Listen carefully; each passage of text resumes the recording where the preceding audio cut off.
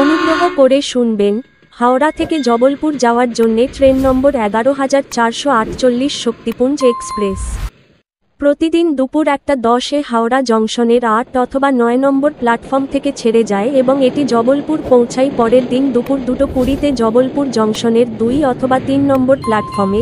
ট্রেনটির মোট যাত্রাপথ 1145 কিলোমিটার, যা অতিক্রম করতে সময় লাগে 25 ঘন্টা 10 মিনিট। এই ট্রেনের গড় গতিবেগ 46 কিলোমিটার প্রতি ঘন্টা এবং সর্বোচ্চ গতিবেগ 130 কিলোমিটার প্রতি ঘন্টা। এই ট্রেনটি যাত্রাপথে মোট 42টি স্টেশনে দাঁড়ায়। এই ট্রেনের স্লিপার ভাড়া 530 টাকা, থার্ড এসি ভাড়া 1425 টাকা, সেকেন্ড এসি ভাড়া 2050 টাকা, ফার্স্ট এসি ভাড়া 3465 টাকা। ভিডিওটি ভালো লাগলে লাইক করবেন এবং সঠিক তথ্যের জন্য চ্যানেলটিকে সাবস্ক্রাইব করবেন।